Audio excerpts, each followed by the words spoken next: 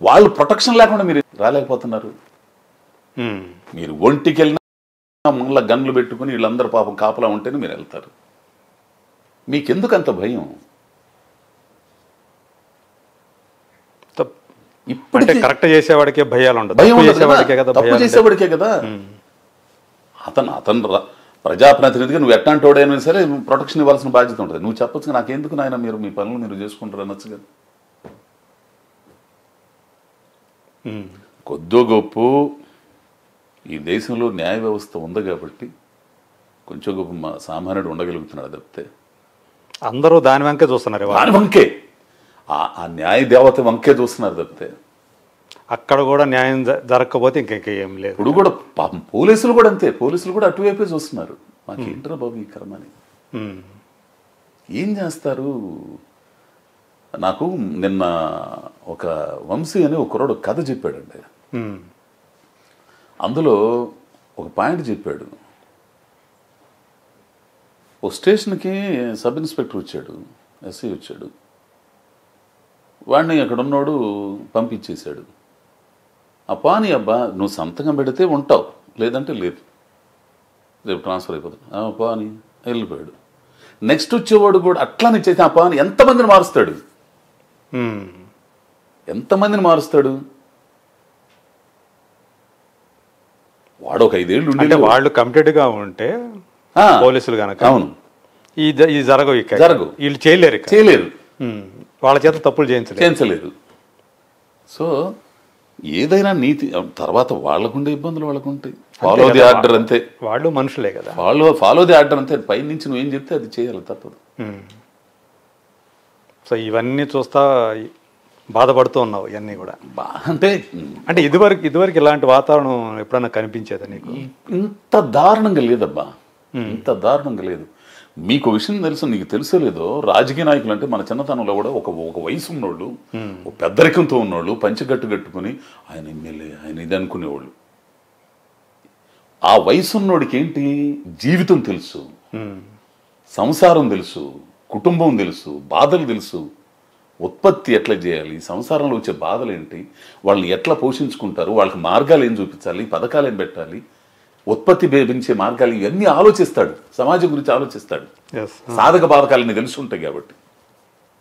ఇప్పుడేంటండి నాకేం అర్థం కాదు. ఇట్లా యూత్ యూత్ యూత్ అంటారు, యూత్ అంతా వచ్చి కూర్చుంటే సరిపోయిద్దా? మరి ఎందుకున్నాడు మోడీ గారు అంత ముసలోడు? ఆలోచన విధానం విశాలంగా ఆలోచించగలగాలి కదా. అవును, చాలా విశాలంగా ఆలోచించగలిగిన వాళ్ళకి, ఆ అనుభవం ఉన్న వాళ్ళకి ఆ పదవి రావాలి. ఏం చేస్తే ఏమవుతుంది, ఎట్లా వెళ్ళాలి, ఎట్లా మంచి ఏంటి చెడు ఏంటి, తొందరపడితే ఏమవుద్ది, పర్యవసానాలు ఇవన్నీ ఆలోచించే కుర్రాళ్ళని తీసుకొచ్చి ఎందుకు పెట్టరండి? సో వీళ్ళు మాట్లాడుకునే భాష కూడా ఏంటి వ్యక్తిగతంగా ఎందుకండి అసలు? ఎవడైనా కానీ అవతలోడు కానీ యువతలోడు కానీ ఇప్పుడు రాజకీయానికి ఒక సిద్ధాంతం ఉంటుంది, ఒక ప్రాతిపదిక ఉంటుంది, ఇవన్నీ ఉంటాయి.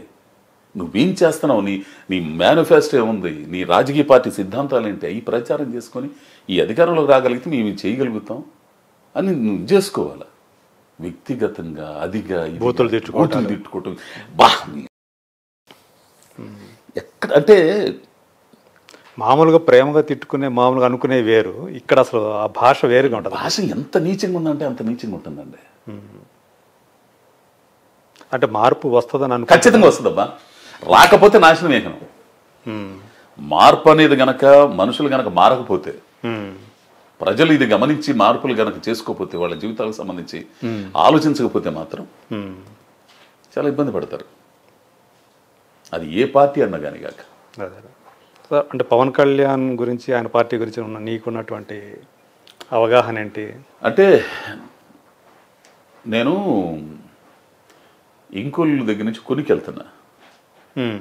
కొనికి మీద కూడా హైదరాబాద్ రోడ్ అద్దంకి మీద నుంచి కొంచెం దగ్గరగా ఉంటుంది రూట్ అని చెప్పి సట్ వెళ్తుంటా.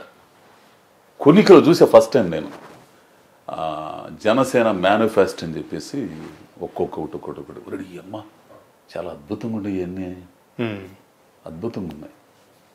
ఈ జనంలోకి అంటే అందులో నేను బాగా అట్రాక్ట్ చేసినవి ఏంటి ఆ మేనిఫెస్టోలో? సమన్యాయం. ఓకే. ఏంది ఇవన్నీ బ్రహ్మాండంగా ఉన్నాయి. ఇవన్నీ కూడా కరెక్ట్గా చేస్తే ఇది బాగా మంచిగానే ఉంది. కమ్యూనిస్టు పార్టీ ప్రణాళిక దగ్గరగా ఉంది ఇది. ఇవన్నీ బాగున్నాయి.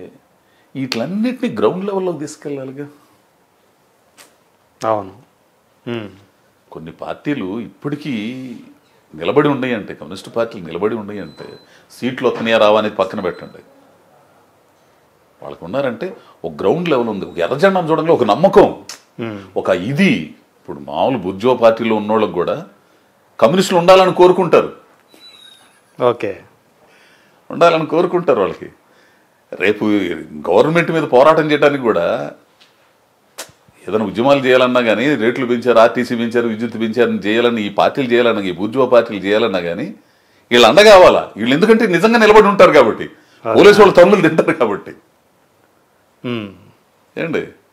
సో అట్లానే ఇది గ్రౌండ్ లెవెల్లో ఆ సిద్ధాంతాన్ని తీసుకెళ్ళగల కార్యకర్తల్ని మనం ఎందుకు పని చేస్తున్నాం, ఎందుకు ఉండాలి, వ్యక్తి పట్ల అభిమానం కరెక్ట్గా ఉండాలి. ఉంటేనే వ్యక్తి పట్ల అభిమానాన్ని, ఆచరణని ఆ సిద్ధాంతపరంగా మలుచుకోగలగాలి. ఓకే, అది ఎక్కడో కొంచెం లోపెత్తుందేమో అనిపిస్తుంది ఒక్కొక్కటిలో. ఆ పార్టీలోనా? అంటే ఆ గ్రౌండ్ లెవెల్లో బాగా ప్రిపేర్డ్ అవ్వాలి.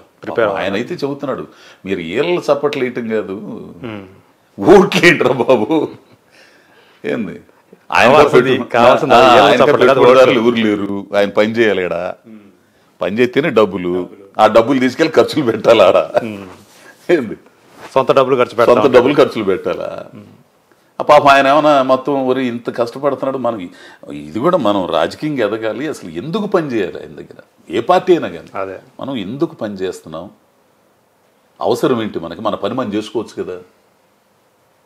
అసలు అంటే ఒక పార్టీలో అవకాశాలు లేక ఇంకో పార్టీలో చేరదాం, ఆ పార్టీలో చేరితే ఏమైనా బెనిఫిట్ కలుగుతుందేమో ఈ రకంగా చేరతారు. ఏ పార్టీ వచ్చినా కానీ ఉంటాయి, వలసలోనే ఉంటాయి, అటు ఇటు చేరటం ఉంటాయి, ఎన్నో ఉంటాయి. ఆ సిద్ధాంతాల మీద చేసే ఇది కనపడట్లేదు ఎక్కడ కూడా. ఎక్కడైనా స్వార్థమే. సో అయితే ఈసారి అయితే మొత్తం ఈ 2024 ఎలక్షన్లకు సంబంధించి క్రియాశీలంగా అజయ్ ఘోష్ ఏమన్నా పనిచేసే అవకాశం ఉందా? క్రియాశీలంగా అంటే ఏదో చెయ్యాలని ఉంది, ఇంకా ఒక స్పష్టమైన దీనికి రాలేకపోయాను. ఓకే, చూద్దాం, అట్లా ఆలోచన చూద్దాం. మరి అంటే ఇప్పుడు సినిమా నటుడుగా రాణిస్తున్నటువంటి అజయ్ ఘోష్ రేపు ఏదైనా కావచ్చు, రాజకీయాల్లోకి రావచ్చు, రాకపోవచ్చు, ఇవన్నీ ఉంటాయి. సో ఆలోచనలు అయితే ఉంది, ఆలోచన అయితే మొదలంది. మార్పు కావాలని ఒక ఆలోచన అయితే ఉంది. ఫస్ట్ నుంచి మనం నడిచి వచ్చిన దారి అన్ని కానీ అక్కడ చేనేత ఉద్యమాలు కానీ ఇవన్నీ ఉన్నాయి కాబట్టి, ఆ ఉద్యమాల్లో ఆ ఆలోచన నడిచిన వ్యక్తి కాబట్టి, ఆ వామపక్ష భావజాలం ఉంది కాబట్టి, సో చూద్దాం.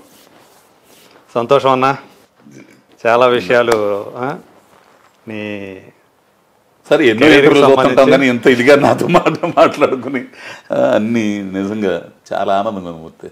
వృత్తిపరమైనటువంటి, వ్యక్తిగతమైనటువంటి, అట్లాగే నీ రాజకీయంగా, సామాజికంగా నీ భావాలు, అనుభవాలు ఇవన్నీ కూడా పంచుకున్నందుకు, మాతో ఎంతసేపు టైం వేచించినందుకు థ్యాంక్ యూ సో మచ్.